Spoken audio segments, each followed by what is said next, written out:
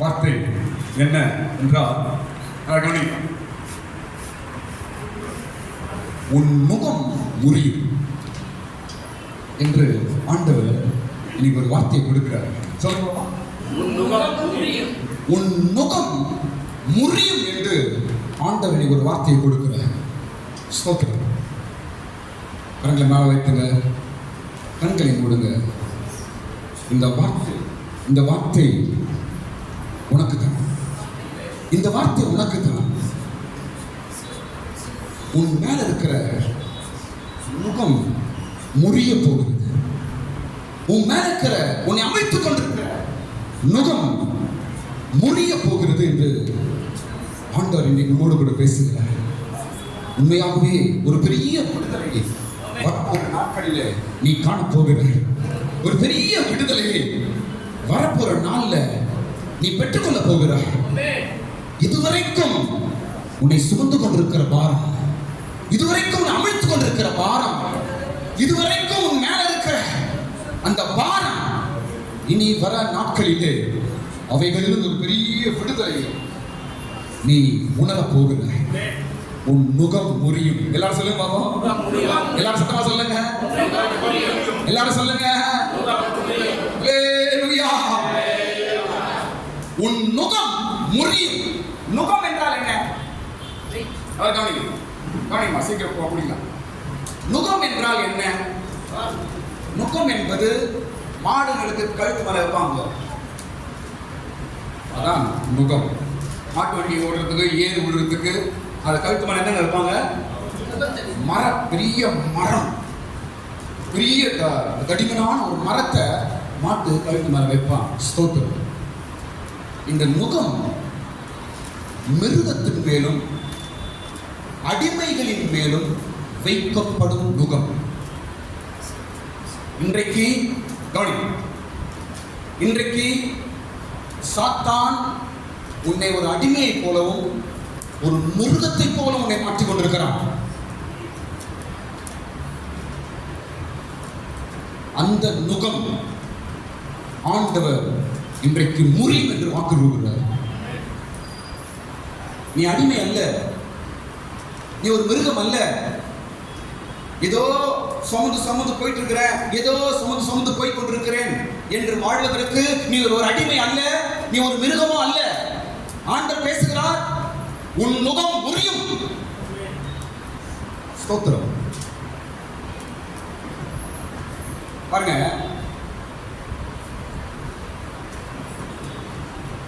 முகம் உடையும் எங்க மாடல பைபிள்ல என்ன போட்டிருக்குது? முறியும் என்று போடப்பட்டிருக்கு. ஸ்தோத்திரம். ஒரு தடிமனான ஒரு மரம் உடையாது, ஆனால் முறியும். ஒரு தடி மரங்க,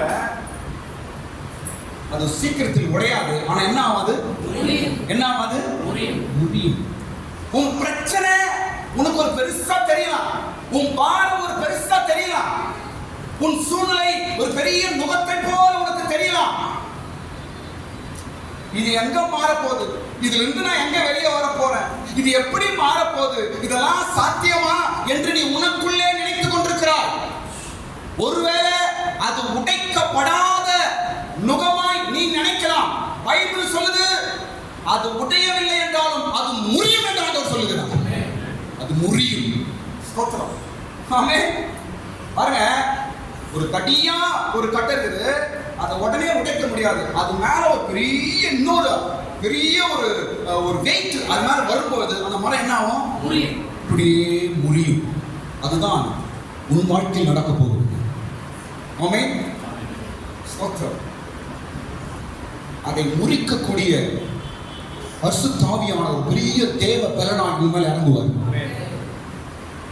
உன் முகத்தை முறிக்கக்கூடிய தேவ ஆவியானவர் வல்லமையாய் உன் மேல் இறங்குவார். முகம் முறியும். ஆமென். எதற்கு ஆண்டவர் முகத்தை முறிக்கணும் என்று சொல்றார்? இன்னைக்கு எல்லாரும் கவனிங்க. எதற்கு அதை முறிக்கணும் என்று சொல்றார் தெரியுமா? எதற்கு என்றால், உன்னை இனிமேல் நிமிர செய்ய போகிறார். நீ நிமிர்ந்து நிற்கும்படிக்கா உன்னை நிமிர செய்யும்படிக்கு, உன் முகத்தை நிமிர செய்யும்படிக்கு உன் முகம் முறிக்கப்பட போகுது. அல்லேலூயா, அதற்கு ஸ்தோத்திரம். நுகம் என்பது பாரத்தை காட்டுகிறது. நுகம் என்பது சுமையை காண்பிக்கிறது. நுகம் என்பது கவலையை காண்பிக்கிறது. ஸ்தோத்திரம். நீ எதை நீங்க பாரமா நினைச்சு பாரமா இன்னைக்கு சுமந்து கொண்டிருக்கிறீங்க? எதை சுமை சுமை என்று நினைத்து நீ சுமந்து கொண்டிருக்கிறாய்? எதை குறித்து நீ கவலை கவலை கவலை கவலை என்று நீ வாழ்ந்து கொண்டிருக்கிறாய்? இவையெல்லாம் நுகம். இவையெல்லாம் நீ சுமந்து கொண்டிருக்கிற நுகம். நீ சுமந்து கொண்டிருக்கிற ஒரு பெரிய மரம், நீ சுமந்து கொண்டிருக்கிற ஒரு பெரிய பாரம்.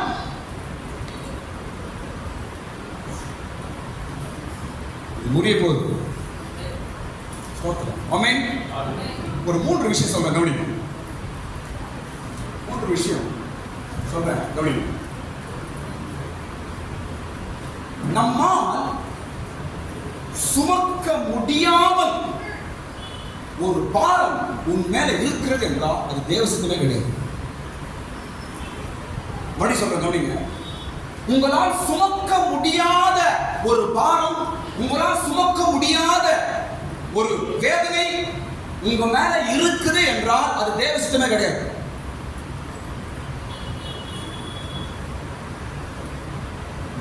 அதுக்கு 4 வசனங்கள் சொல்றேன் பாருங்க, எழுதி வைத்துக் கொள்ளுங்க.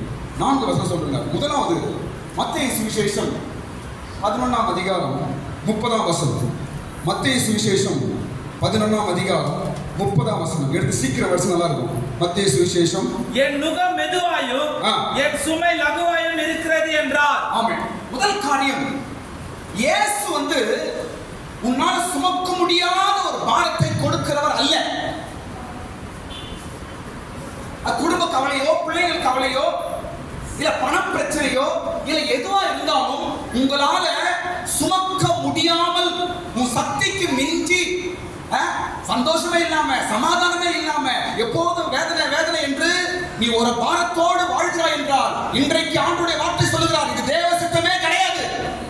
எங்கேயோ நீ ஏமாந்து கொண்டிருக்கிறாய், எங்கேயோ நீ வஞ்சிக்கப்பட்டு கொண்டிருக்கிறாய். ஆண்டவர் என்ன சொல்றாரு? என் சுமை எப்படி இருக்குமா?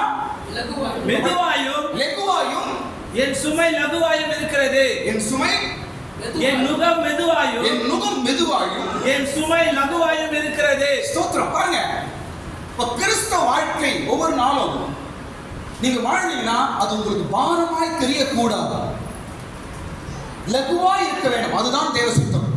2வது வசனம் சொல்ற பாருங்க. 2வது வசனம் 1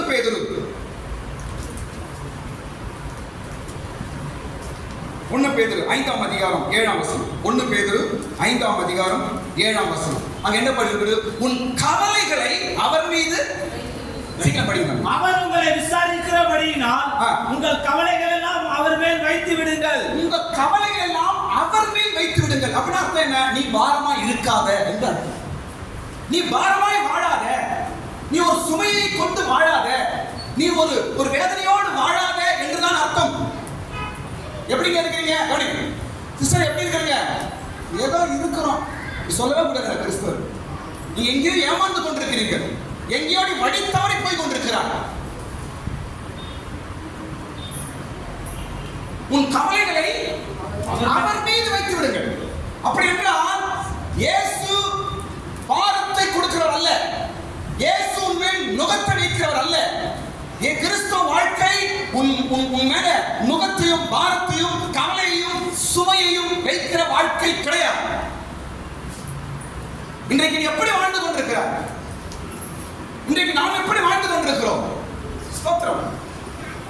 நீ பாரமான ஒரு வாழ்க்கை, எனக்கு ரொம்ப பாரமா இருக்குது, இந்த குடும்பம் பாரமா இருக்குது, இந்த வாழ்க்கை பாரமா இருக்குது, என் பிள்ளைங்களுக்கு பாரமா இருக்கிறாங்க என்று சொன்னாலே அது தேவ சித்தம் இல்லாத ஒரு வாழ்க்கை நீ வாழ்ந்து கொண்டிருக்கிறாய் என்று அர்த்தம். ஸ்தோத்திரம். 3வது வசனம் சொல்ற கவனிங்க.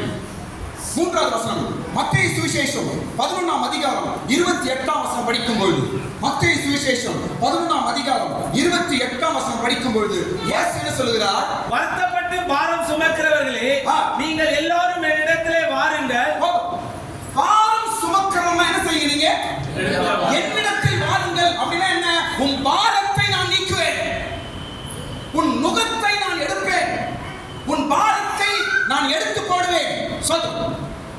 உன் பாரத்தை நான் நீக்குவேன் என்றுதான் சொல்லுகிறார். ஸ்தோத்திரம்.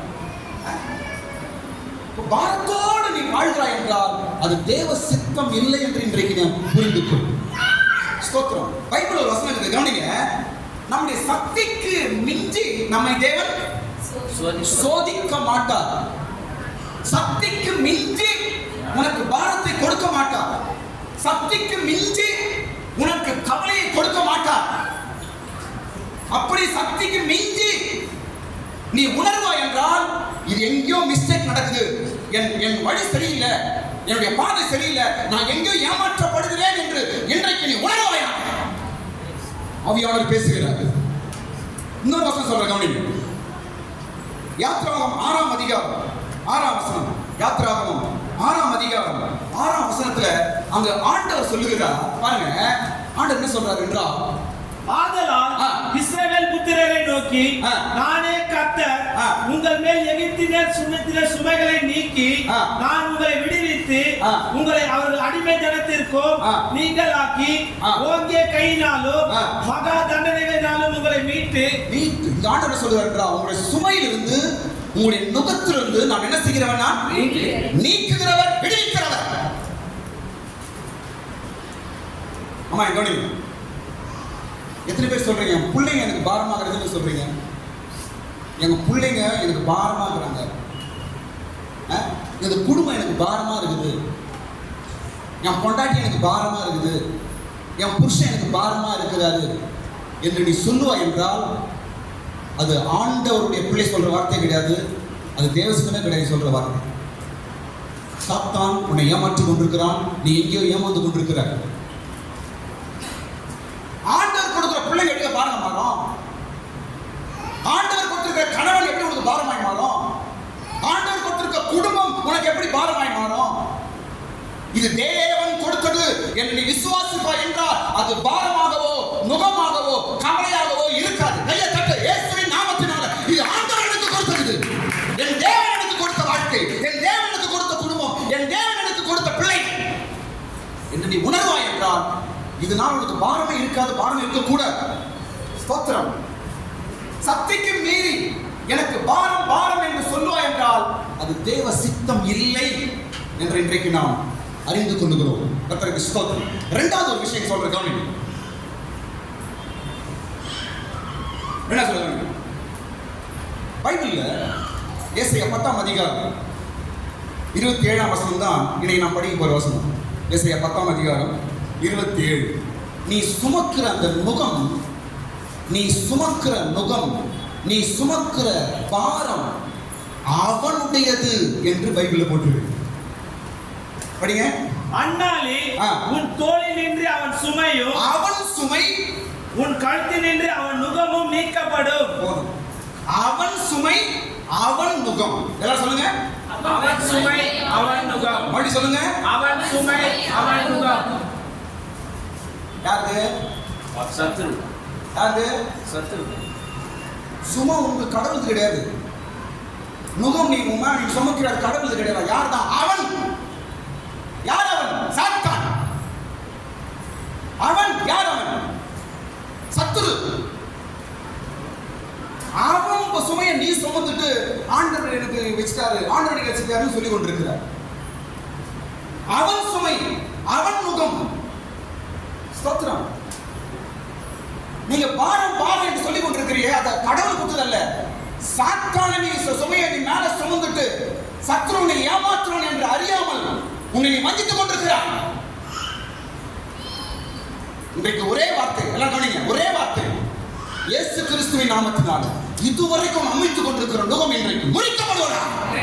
உன்னை ஏமாற்றி உன்னை வஞ்சித்து உன் குடும்பத்தை அமிழ்த்து சமாதானம் இல்லாமல் சந்தோஷம் இல்லாமல் தலை நிமிராத வரைக்கும் உன்னை அமிழ்த்துக் கொண்டு வஞ்சித்துக் கொண்டிருக்கிற சாத்தானின் சுமைகள் இன்றைக்கு முறிக்கப்படுவதாக. முறிஞ்சு போகட்டும் இயேசுவின் நாமத்தில். அவன் சுமை யாரு? அவன் சுமை அவன் நுகம். அந்நாளிலே என்ன ஆகும்? அது முறிக்கப்படும். அந்நாளிலே, எந்நாளிலே? இந்த நாள்ல தான். அந்நாளிலே எந்த நாள்? இயேசுவின் நாள். அந்நாளிலே எந்த நாள்? அபிஷேகத்தின் நாள். அந்நாளிலே எந்நாள்? சபையின் நாள். ஸ்தோத்திரம். நுகங்கள் முறிக்கப்படுகிற ஒரு காலத்தில் தான் நாம் வாழ்ந்து கொண்டிருக்கிறோம். இந்த காலத்துல நுகங்கள் முறிக்கப்பட்டு நாம் விடுதலையாய் வாழ வேண்டியதான் தேவ சித்தம். அதான் இயேசுவின் சித்தம். இன்றைக்கும் இன்னும் நீ அந்த பாரத்தோடு, ஏதோ சத்துருடைய நுகத்தோடு, பாரத்தோடு, ஏதோ கவலையை கொண்டு, ஏதோ வேதனை வைத்துக் கொண்டு, ஏதோ ஒரு முறுமுறுப்போடு குடும்பம் பிள்ளை என நினைத்து ஒரு பாரமாய் நீ வாழ்ந்து கொண்டிருப்பாய் என்றால் இந்த வாட்டிக்கு அர்த்தமே கிடையாது. அந்நாளிலே அவன் சுமை, அவன் நுகம் முறிக்கப்படும். முறிக்கப்படும். இன்றைக்கு ஒரு விடுதலையோடு இங்கு நீ போவீர்களாக. ஸ்தோத்திரம். அவன் உன்னை ஏமாற்றிக் கொண்டிருக்கிறான், அவன் உன்னை வஞ்சித்துக் கொண்டிருக்கிறான், தந்திரக்காரனை ஏமாற்றிக் கொண்டிருக்கிறான். மூன்றாவது விஷயம் சொல்ல கவனிங்க. மூன்றாவது விஷயம் கவனிங்க. முதல் விஷயம் என்ன சொன்ன? என்னால் சுமக்க முடியவில்லை என்று சொல்லி நீ ஒரு பாரத்தை சுமப்பாய் என்றால் அது தேவ சித்தமே கிடையாது. அது என்னது? தேவ சித்தமே கிடையாது. இரண்டாவது, நாம் சுமக்கிற சுமையும் நுகம் யாருது? சாத்தானது. ஸ்தோத்திரம். மூன்றாவது சொல்றேன் கவனிங்க.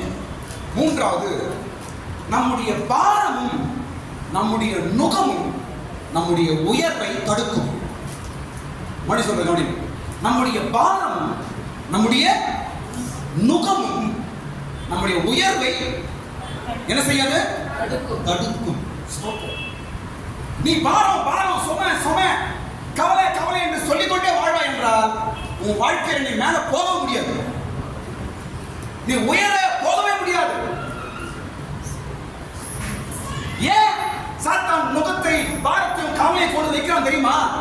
நீ மேல போகிறது என்பதற்காக. நீ உயரக்கூடாது, நீ முன்னேறக்கூடாது, நீ பெருகக்கூடாது என்பதற்காக தான் அவன் நுகத்தை ஏமாற்றும் தலைமை வச்சு கொண்டிருக்கிறான். ஸ்தோத்திரம். நம்முடைய பாரம், நம்முடைய நுகம் நம்முடைய முன்னேற்றத்தை கெடுக்கும். இதுக்கு வசனம் சொல்ற கவனிங்க. எல்லாரும் 1 பேதுரு எடுங்க. 1 பேதுரு 5ஆம் அதிகாரம், 1 பேதுரு 5ஆம் அதிகாரம் 6 7 வசனங்களில் நாம் படிக்கும் பொழுது, ஆகையால் ஏற்ற காலத்திலே தேவன் உங்களை உயர்த்தும்படிக்கு அவருடைய பலத்த கைக்குள் அடங்கியிருங்கள். அவர் உங்களை விசாரிக்கிறவர்படியினால் உங்கள் கவலைகள் எல்லாம் அவர் மேல் வைத்து விடுங்கள். ஆமென். ஸ்தோத்திரம். மேல என்ன சொல்லப்படுது? அவர் ஏற்ற காலத்தில் உங்களை உயர்த்தும்படிக்கு உங்க கவலை எல்லாம் என்ன செய்யுங்க? அவர் மேல் வைத்து விடுங்கள். அவர் மேல வச்சிருங்க. அப்படி அர்த்தம் என்ன? நீ உயர்த்தப்படும்படிக்கு கவலைப்படாத, நீ உயர்த்தப்படும்படிக்கு நீ பாரப்படாத. நீ உயர்த்தப்பட வேண்டுமா? நீ பாரமா இருக்காத. நீ உயர்த்தப்பட வேண்டுமா? கவலையா இருக்காத. நீ உயர்த்தப்பட வேண்டுமா? சுமையோடு இருக்காத. எல்லாவற்றையும் ஏமல வைத்து விடு என்றுதான் அர்த்தம். ஸ்தோத்திரம். எப்பவுமே பாரம் கவலை என்று வீட்டை சொல்லி பாருங்க, நம்முடைய குடும்பம் ஒரு அடி கூட முன்னாடி போவாது.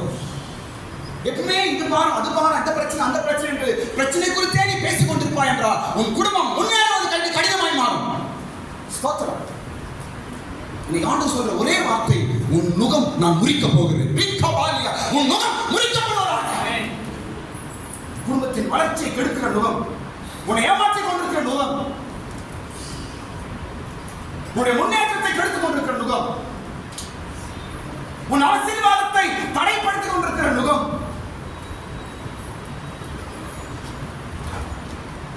என்ன செய்யப்படுறாரு? நானு முறிக்க போகிறேன்.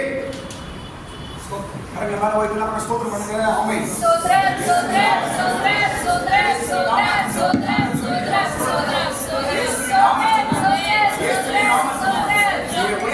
உயர்வை தடைப்படுத்துகிற நுகங்கள், குடும்பத்தை செலுத்துகிற நுகங்கள், உங்களுடைய முன்னேற செய்யாதபடிக்கு கிளை செய்கிற நுகங்கள் இயேசுவின் நாமத்தினால முறிக்கப்படுவதாக. சுக்குநூறாய் போகட்டும். ஸ்தோத்திரம். ஸ்தோத்திரம். நம்முடைய உயர்வை நம்முடைய நுகங்கள் தடைப்படுத்திக் கொண்டிருக்கிறது. நம்முடைய முன்னேற்றத்தை நம்முடைய நுகங்கள் தடைப்படுத்திக் கொண்டிருக்கிறது.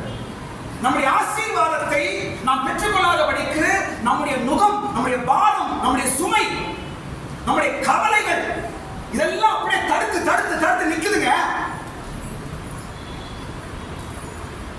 ஏன் முன்னாடி போகல? பாரம், அமிழ்த்து ஒரு அடி கூட முன்னாடி போக முடியல.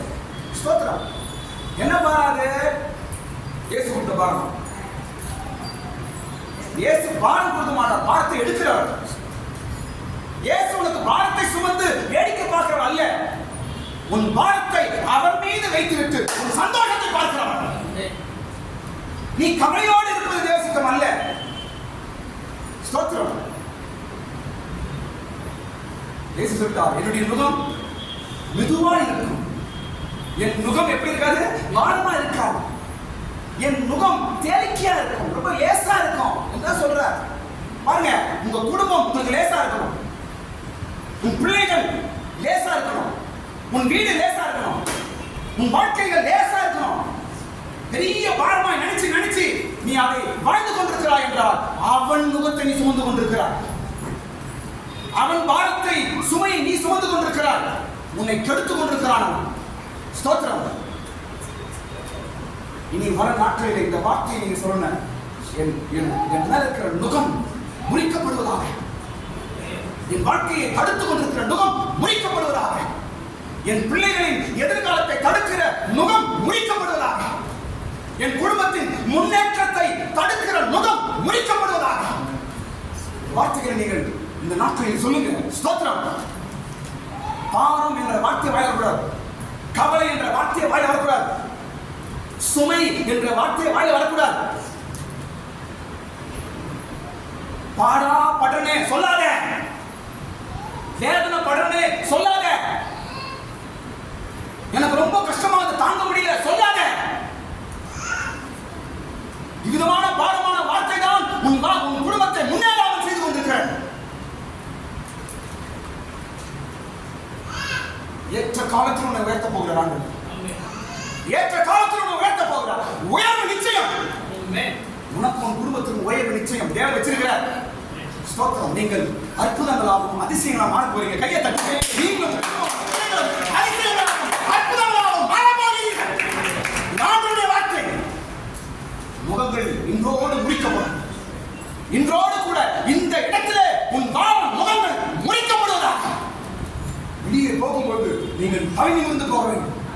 இனி உன் வாழ்க்கை, இனி உன் எதிர்காலம், இனி உன் முன்னேற்றம் தலை நிமிர்ந்த நாட்கள் தலை நிமிர செய்யப்படியா செய்யப்படுவதாக. ஆமென்.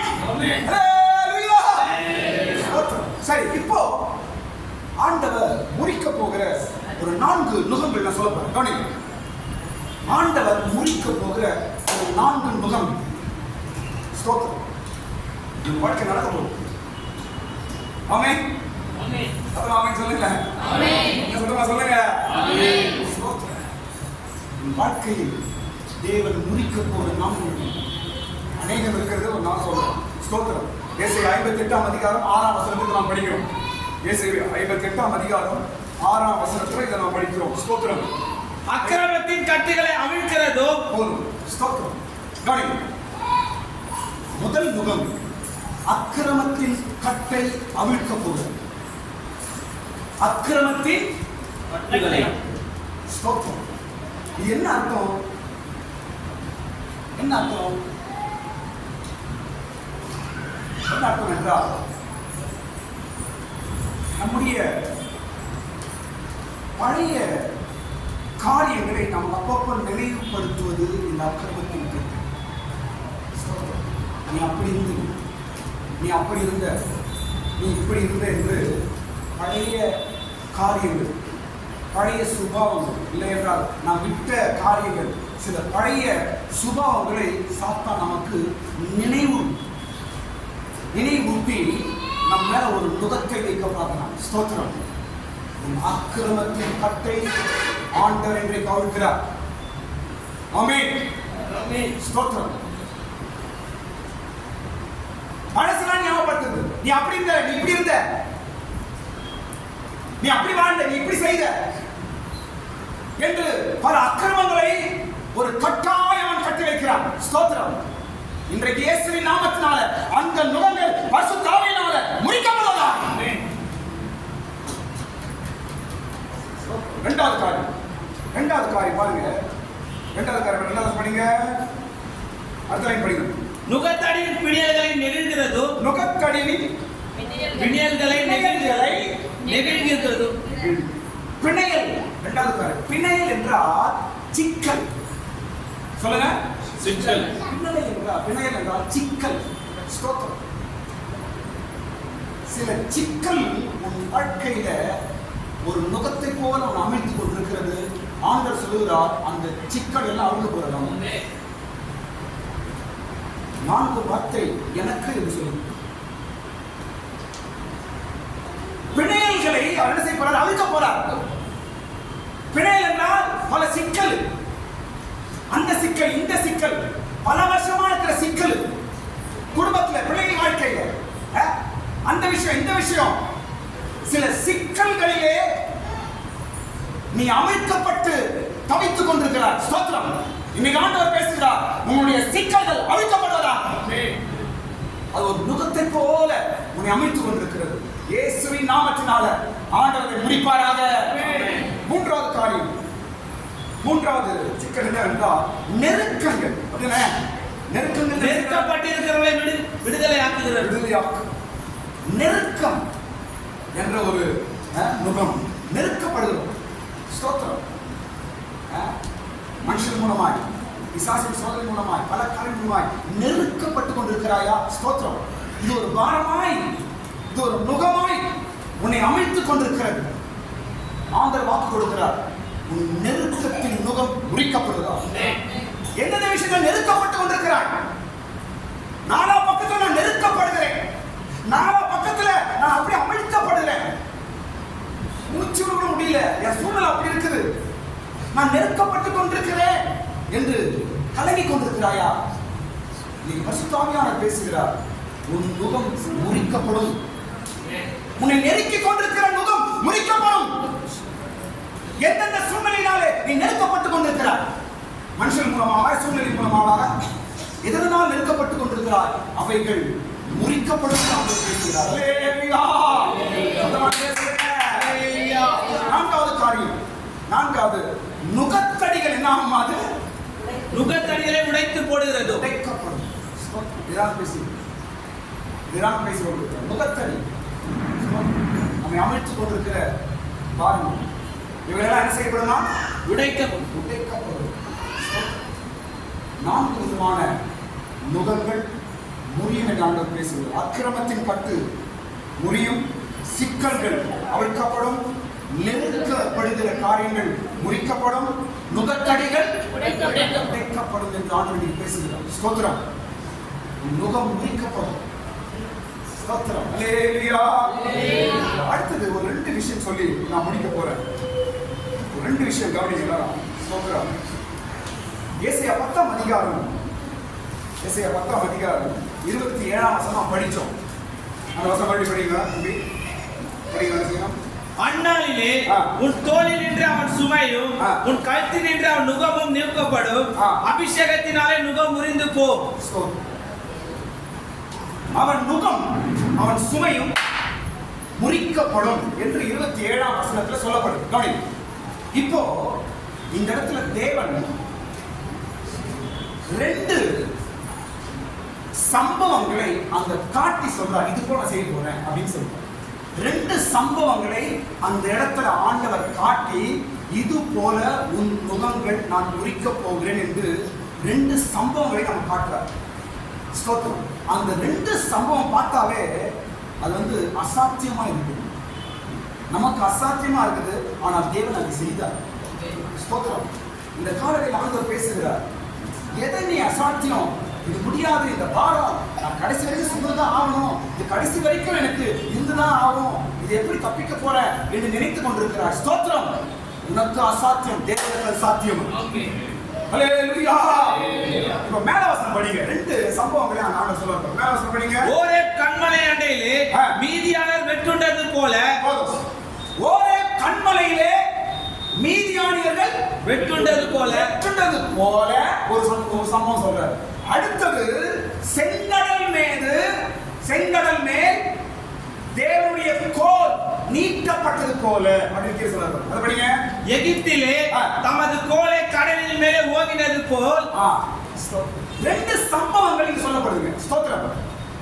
ஒன்று மீதியானியர்கள் வெட்டப்பட்டது போல இன்னொரு சம்பவம் செங்கடல் மேல் தேவனுடைய கோல் ஓங்கப்பட்டது போல உங்களுடைய நோக்கம் முடிக்கப்படும். ஆமென். இது ரெண்டு நான் பார்த்தா ஒரு மாதிரி பயங்கரமான விஷயம் தான். கர்த்தருக்கு ஸ்தோத்திரம். இன்னைக்கு நம்முடைய காரியம் கூட அதற்கு ஒப்பாய் சொல்லுகிறார். நாம் மீதியானை வெட்டுவது போல உன் நுகத்தை நான் பிடித்தேன். செங்கடல் மேல் என் கோலை நீட்டியது போல உன் நுகத்தை நான் குறிப்பேன். உனக்கு நான் விடுதலை தருவேன், உன்னை உயர்த்துவேன், உன்னை தலை நிமிர செய்வேன், உனக்கு முன்னேற்றத்தை தருவேன் தான் பேசுகிறார். ஆமென். அல்லேலூயா.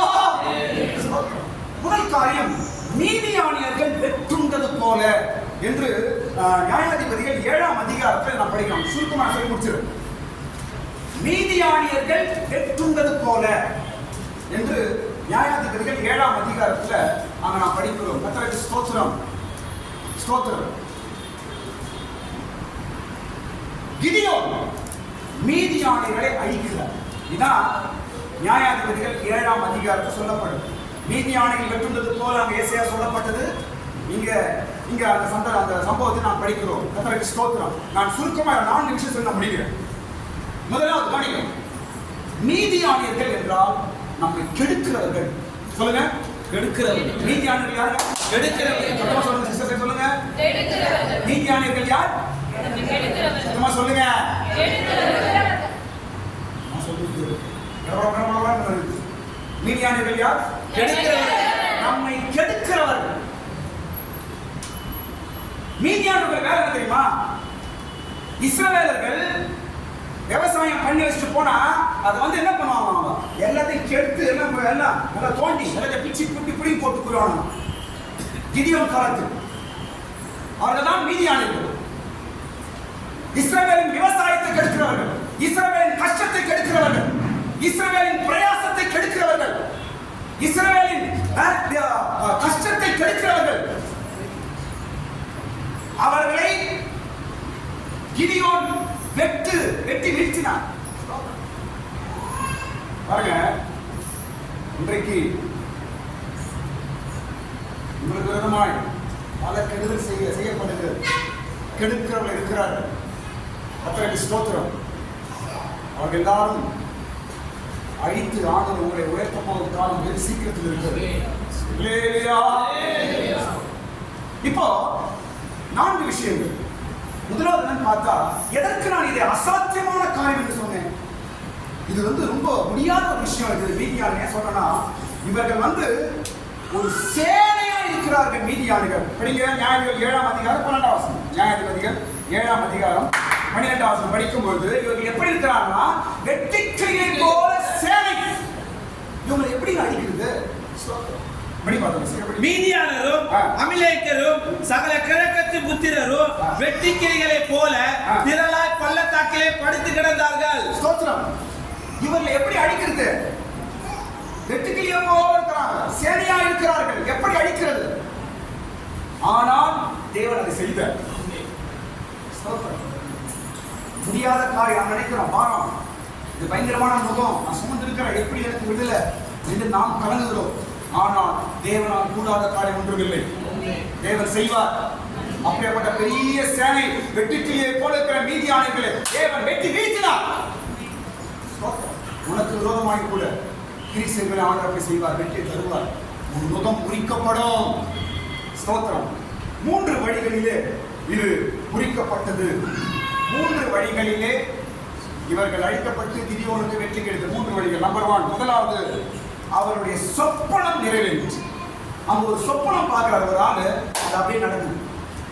ஆமென். வீட்டில் படிச்சு பாருங்க, அங்க என்ன நடக்குதுங்க? சொப்பனம்.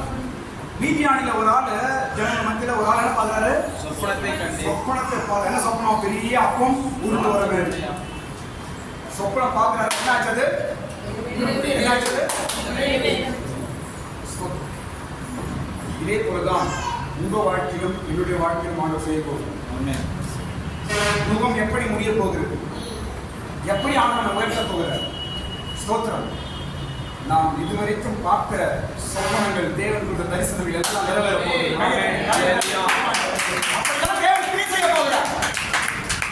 தேவனுடைய அடையாளம்.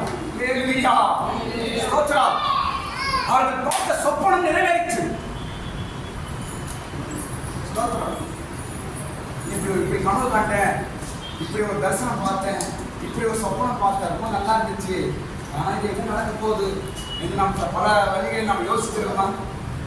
சொப்பனம் பார்த்திருக்கிறீங்களா? ஆண்டவர் சொப்பனத்தை காண்பித்து இருக்கிறாரா? ஸ்தோத்திரம். அவைகளை ஆண்டவர் செய்ய போகிறார். ஆமென். நீதியான பார்த்த சொப்பனத்தை ஆண்டவர் அப்படி செய்து காட்டினார். ஸ்தோத்திரம். உன் முகம் முறித்து, உன் முகத்தை ஆண்டவர் முறித்து, நீ கண்ட சொப்பனத்தை ஆண்டவர் உனக்கு ஆசீர்வாதமாக நிறைவேற்ற போகிறார். அப்படியே நடக்கும். ஸ்தோத்திரம். ஹல்லேலூயா.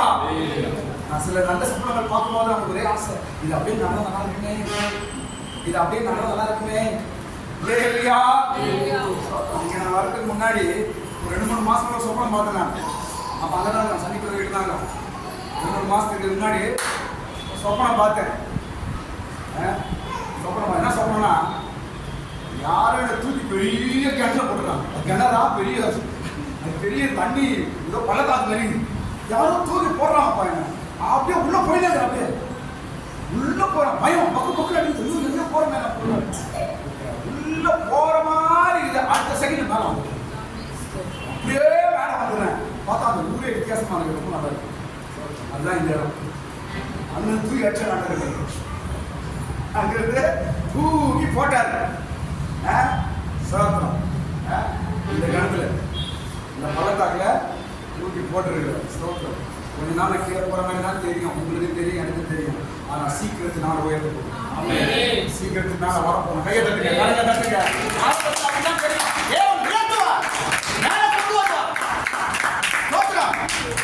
தேவன் ஒரு சொப்பனத்தை காட்டுறாருன்னா செய்ய போறான்னு அர்த்தங்க. உன் பிள்ளைகளை குறித்து, குடும்பத்தை குறித்து, உன் வீட்டுக்காரை குறித்து, மனைவி குறித்து, உன் நீ செய்யற காரியங்களை குறித்து ஏதாவது சொப்பனம் பார்த்தீங்களா? ஆண்டவர் காட்டுறாரா? பாஸ்டர், நான் பார்க்குற சொப்பனமா என் அந்த மாதிரியே வருது பாஸ்டர். நான் பார்க்குற சொப்பனமா மூஞ்சின கருப்பா வருது பாஸ்டர். நீ ஜாம் பண்ணா மட்டும் அப்படிதான் வரும். அமுக்குற மாதிரி, கழுத்து அமுக்குற மாதிரி, மூக்கு அமுக்குற மாதிரி தான் வரும். ஜெபம் பண்ணி படுத்தால் தேவனுடைய சொப்பனத்தை ஆண்டவர் காண்பிப்பார். ஹல்லேலூயா. அடுத்த காரியம், இன்னொரு காரியம் என்னென்றால், எப்படி இவர்கள் இந்த மீதியானவர்கள் அழிக்கப்பட்டார்கள் என்று அடுத்த காரியம் பார்க்கும்போது, கர்த்தருடைய பட்டயம் கிதியோனின் பட்டயம் என்று சொன்னார்கள். அந்த பெரிய வெற்றி உண்டாயிற்று. என்ன சொல்றாங்க? கர்த்தரின் பட்டயம் கிதியோனின் பட்டயம் என்று சொன்னார்கள். வெற்றி உண்டாயிற்று. ஸ்தோத்திரம். இந்த சம்பவத்தை சொல்லிதான் ஆண்டவர் சொல்றாரு, உன் முகத்தை நான் குறிப்பேன். ஸ்தோத்திரம். பாருங்க, நிறைய இடத்துல ஆண்டவர் முன்பாய் செய்த காரியத்தெல்லாம் சொல்லி காட்டிதான் தேவன் அதை கிரியை செய்கிறார். அதனால வேதத்தில் இருக்கிற காரியத்தை ஆண்டவர் நமக்கு எடுத்து காட்டுறார். என்னவென்றால், இதே போல நான் உனக்கு செய்வேன், உனக்கு நான் செய்வேன், உனக்கு செய்ய போகிறேன். ஆமென். கர்த்தருடைய பட்டயம் பட்டயம் என்ன? பைபிள் தான். பைபிள் மேல உயர்த்துங்க. என்ன பட்டயம்? கர்த்தருக்கு ஸ்தோத்திரம். இது ஏன் பைபிள்? ஆனா கர்த்தருடைய பட்டயம். கிதியோனின் பட்டயம் தேவனுடைய கர்த்தருடைய. ரெண்டு வார்த்தை தான். கிதியோனின் பட்டயம் யார் பட்டயம்? அது கர்த்தருடைய பட்டயம். கிதியோனின் பட்டயம் கர்த்தருடைய பட்டயம். இப்ப பைபிள் தூங்க. இது ஏன் பைபிள் தான், ஆனா கர்த்தருடைய பட்டயம். ஏன் பைபிள் தான், ஆனா கர்த்தருடைய பட்டயம். ஹல்லேலூயா. ஹல்லேலூயா. இதுதான் உங்களுக்கு வெற்றியை கொடுக்க போகுது. ஆமென். இந்த பட்டயம் தான் உங்களுக்கு பெரிய வெற்றியை கொடுக்க போகுது. ஸ்தோத்திரம். நீதியானவரை வெற்றுவது போல நான் உன் முகத்தை குறிப்பேன். அடுத்த காரியம் பார்க்கும்பொழுது, நான்காவது காரியம் என்னவென்றால், நான்காவது காரியம் என்ன சொல்லப்படுது என்றால், அவங்க சொல்றத கேளு என்று கிதியோன் சொல்றது. அவங்க பேசுறத கேளு என்று சொல்லப்பட்டது. அதை கேட்டால் வெற்றி பெற்றான். அவங்க என்ன பேசுறாங்க போய் கேள் என்று கிதியோன் சொல்லப்பட்டது. அவன் போய் கேட்டான். அதுக்கப்புறம் என்ன உண்டாயிற்று? சொல்றதை கேள். அப்படின்னா அர்த்தம், ஆண்டவர் பேசுற வார்த்தையை நீ கேளு, உனக்கு வெற்றி. இங்க எது வந்துருக்கோம்? பேசுறதை கேட்கலாம் நீங்க வந்திருக்கிறோம். ஆமென். கேட்கலாம் நீங்க வந்திருக்கிறோம். ஸ்தோத்திரம். கிதியோன் சொல்லப்படுது, என்ன பேசுறாங்க கேளு.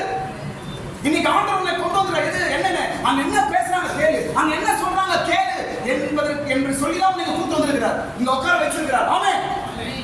இதன் மூலமா என்ன நடக்க போகுது? வெற்றி கிடைக்க போகுது. ஆமென். இதன் மூலமா என்ன நடக்க போகுதுங்க? வெற்றி கிடைக்க போகுது. கையை தட்டுங்க, சோபாக்கு கையை தட்டுங்க. ஆமென். அவங்க பேசுறத கிதியோன் கேட்டான், வெற்றியை பெற்றான். சொப்பனத்தினால் வெற்றி உண்டாயிற்று, கிதியோனின் பட்டயத்தினால் வெற்றி உண்டாயிற்று. மூன்றாவது அவர்கள் சொல்லதை கேட்டான், வெற்றி உண்டாயிற்று. ஸ்தோத்திரம். இந்த மூன்று வழிகளில் தான் உனக்கும் ஆண்டவர் செய்வோம். ஸ்தோத்திரம். நீங்க வந்து ஞாயிற்றுக்கிழமை கேட்கிற வேத வசனம் பிரசன்ன வார்த்தைகள் மூலமாக உங்களுக்கு ஒரு பெரிய வெற்றி ஆண்ட தரப்போகிறார். ஸ்தோத்திரம். உங்கள் நுகங்களை முறித்து ஆண்டவர் ஒரு பெரிய உயர்வை கட்டள போகிறார். அல்லேலூயா. அடுத்த காரியம், இன்னொரு சம்பவத்தை ஆண்டவர் சொல்றார். அது என்ன சம்பவம் என்றால், எகிப்தில செங்கடல் மீது தேவனுடைய கோல் நீட்டப்பட்டது போல என்று இன்னொரு சம்பவத்தை சொல்லுகிறார். அது எங்க படிக்கிறோம்? யாத்ராகமம் 14ஆம் அதிகாரத்துல அதை நாம படிக்கிறோம். கர்த்தருக்கு ஸ்தோத்திரம். இங்க என்ன நடக்குது என்றால் பாருங்க, இது கூட ஒரு அசாத்தியமான ஒரு காரியம். எப்படி நடந்தது? நடக்கிற காரியமே கிடையாது. அது வந்து ஒரு பெரிய சேனை, அதை ஆண்டவர் அழிச்சார். இது என்ன? இது சொல்லுங்க, இது என்னது?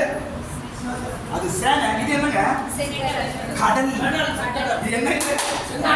கடல். கடல் என்ன செய்ய முடியுமா? முடியவே முடியாது. ஸ்தோத்திரம். ஆனால் இஸ்ரவேல் பட்சமாய் தேவன் இருந்தபடியால் கடலை ஜெயித்தார். ஹல்லேலூயா. கடல் போல இருக்குது இந்த பிரச்சனை, எப்படி ஜெயிக்க போறேன்?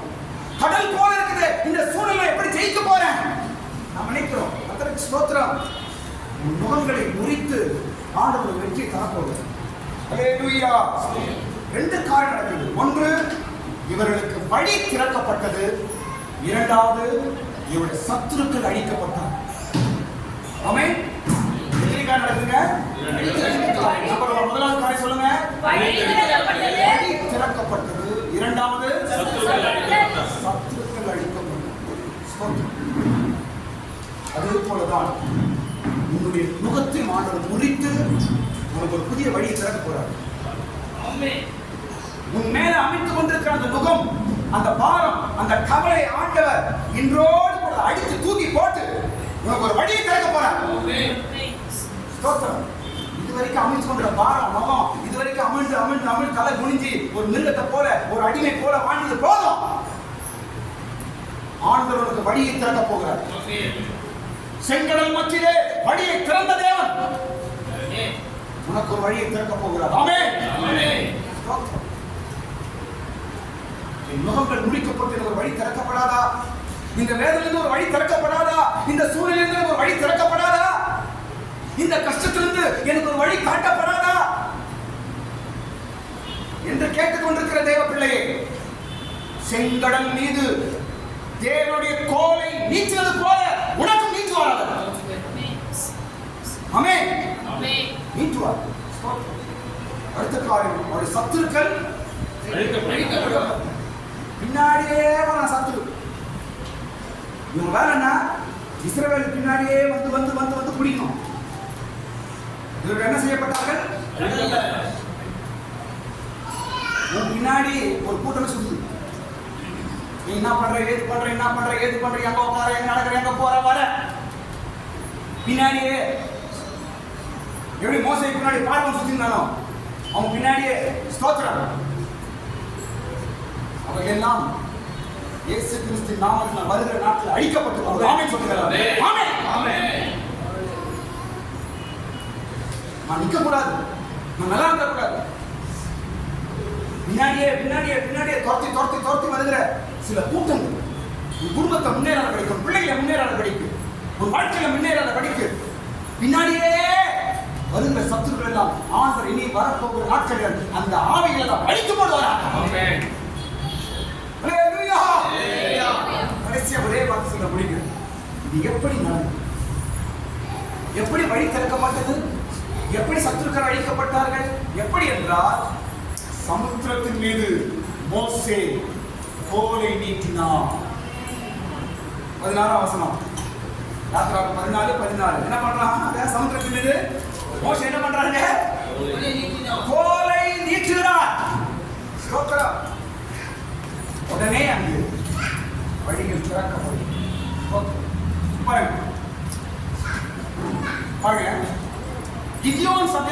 படிச்சோம்? கர்த்தருடைய பட்டயம் எல்லாரும் சொல்லுங்க. சரியா சொல்லுங்க. என்று சொன்னார்கள், வெற்றி உண்டாயிற்று. இங்க மோசேயின் கோல் தேவனுடைய கோல். ஆமென். ஏசாயா 10 அதிகாரம் 27 வசனம் படிக்கிறோம். அங்க தேவன் நீட்டின கோல் படிக்கிறோம். படிங்க அந்த வார்த்தை. ஏசாயா 10 அதிகாரம் 27 வசனம் என்ன சொல்றாங்க? எகிப்திலே தமது கோலை கடலின் மேல் ஓங்கினது போல இங்க தேவனுடைய கோல் நீட்டப்பட்டது என்று இங்க படிக்கிறோம். இப்ப யாத்திராகமம் 14 அதிகாரம் 14 வசனம் என்ன சொல்றாங்க? மோசே உன் கோலை உன் கையில் நீட்டு என்று ஆண்டவர் சொல்றார். படிங்க தம்பி. நீ உன் கோலை ஓங்கி உன் கையை சமுத்திரத்தின் மேலே நீட்டி. ஆமென். ஸ்தோத்திரம். அப்ப இங்க மோசேயின் கோல் தேவனுடைய கோல். மோசேயின் கோல் தேவனுடைய கோல். கிதியோனின் பட்டயம் தேவனுடைய பட்டயம். மோசேயின் கோல் தேவனுடைய கோல். கிதியோனின் பட்டயம் தேவனுடைய பட்டயம். ஹalleluya. அதேதான் உங்களுக்கு மாற்றம் செய்ய போகிறார். ஹalleluya. என் கைதான் ஆனா தேவனுடைய கை. ஆமென். ஆமென். ஆமென். என் கால்தான் ஆனா தேவனுடைய கை. இது என்னுடைய வாய்தான் ஆனா தேவனுடைய வாய். ஹalleluya. ஸ்தோத்திரம். அப்படிதான் தேவன் கிரியை செய்ய போகிறார். உங்களுடைய நுகங்கள் முறிக்கப்பட்டு ஆண்டவர் பெரிய வெற்றியை மறுபடியும் நாட்டில் புறப்படுறாங்க. எல்லா கண்களை மூடுங்க. ஜம்ப் பண்ணி பிடிக்க போறோம். ஸ்தோத்திரம். நுகங்கள் முறிந்து போகும். நுகங்கள் முறிந்து போகும். அவனுடைய சுமை அவனுடைய நுகம். இந்த நாட்களிலே ஸ்தோத்திரம். இது எனக்கு மிஞ்சின பாரம், என்னால முடியல என்று நீ சொல்லிக் கொண்டிருக்கிறாயா? சத்துருனை வஞ்சிருக்கிறான். இது தேவனுடைய நுகம் அல்ல, சாத்தான் உன் மேல இருக்கிற நுகம். இதை ஆண்டவர் முறிக்க போகிறார். இதை அழிக்க போகிறார். உனக்கு ஒரு விடுதலையை தர போகிறார். நீ முன்னேறாதபடிக்கு இந்த நுகங்கள் உன்னை அமைத்துக் கொண்டிருக்கு. நீ முன்னேறாதபடிக்கு இந்த நுகங்கள் உன்னை தடைப்படுத்திக் கொண்டிருக்கிறது. ஸ்தோத்திரம். இந்த நாட்களிலே ஆண்டவர் ஒரு பெரிய விடுதலையை ஆண்டவர் நமக்கு தருவார். ஸ்தோத்திரம்.